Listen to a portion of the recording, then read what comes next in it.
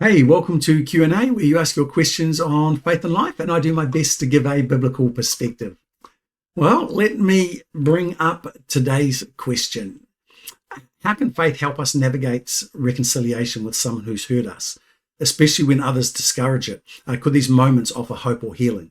Short answer is yes. Reconciliation, the process of being reconciled, can definitely offer hope and healing. That's always an integral part of it in my experience, especially biblically. But I just want to deal with this thing about people who discourage you if you are seeking to be reconciled. If these are people who care for you, people that know, people who are wanting to protect you, I would always find out why. Maybe they are being overprotective, and that's fine. That's part of what good friends do. But it could also be that they're aware of some things that you're not. Maybe they see some things that you're missing. You see, the heart hears what the heart wants. And if you want to be reconciled, there may be some blind spots. There may be some things that you're not recognizing or perceiving in the other person's attitude, the other person's behavior that they do. And so I would always stop and ask them why. And if they've got genuine grounds, biblical grounds, then I would take their caution on board and just take things a bit slower. However, let's assume that reconciliation is appropriate. How do you navigate that? I think of what Jesus says on the Sermon on the Mount. There's so much in there, but in Matthew chapter 5, Jesus talks about how if you're making an offering and then you remember that you've got something against someone or someone's got something against you, to leave your gift on the altar and go and be reconciled. And I think that speaks to us of the fact that God places more value, more importance on our relationships with one another than he does on our gifts to him. Paul speaks a lot about, so far as it depends on us, be reconciled with one another. And so really the point being is that if you're aware that reconciliation is appropriate, the initiative is yours to take. Go and see that person, make an appointment, go and talk to them and begin that process. And it's a process. There are some things that I always advocate people do. It's always going to look a little bit different depending upon personalities and circumstances and the nature of that, the breaking of that relationship. But here's some things that I think are important in terms of being reconciled. Now, we're making a distinction between forgiving people, which we must always do, whether the other person perceives what they've done to us, wants to be reconciled or not. But let's assume that that you want to make things right with this person and they're open to it. And sitting down with them, one of the things that I think is always important to begin with is being clear on what happened, being clear about not just what happened, but how that hurt you and why. Because often the other person lacks insight. Something happened in the heat of the moment, something was said or something was done. And from their perspective, it may have been an overreaction, that they're struggling to understand why you took it so personally, why it had the effect that it did on you. And so they can't really own their part until they're clear.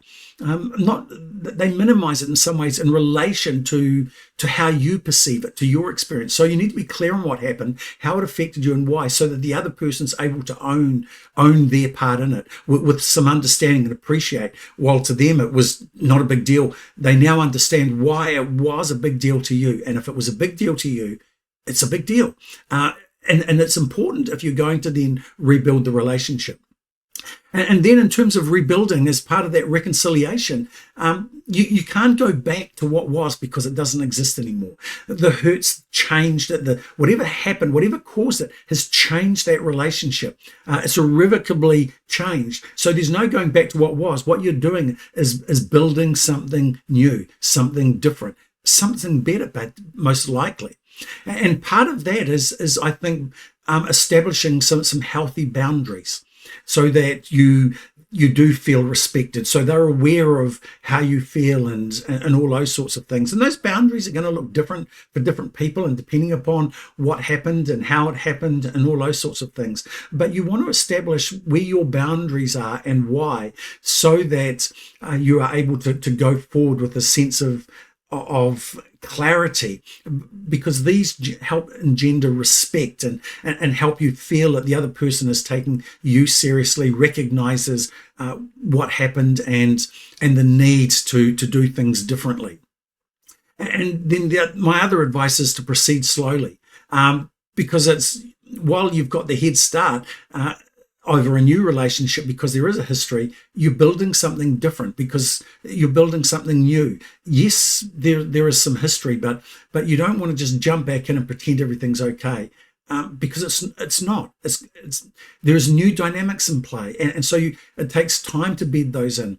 So, like any relationship, you test the waters. You put something out there. You see what comes back. Do I feel respected? Do I feel safe? And you keep building and building, and the more you do that, the more natural it becomes, and that whole process begins to accelerate as you feel respected, as they earn your trust, and on it goes. You begin to open up more, and things just begin to gain a natural rhythm, a natural pace, if I could describe it that way.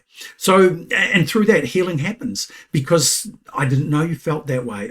I was totally unaware that was having this effect on you. I didn't realize this about myself. And so through the biblical process, faith, taking the initiative, trusting that God is in the process of being reconciled, you can bring healing into relationships as you go forward. So yeah, that's how I would see things. That's how I encourage people.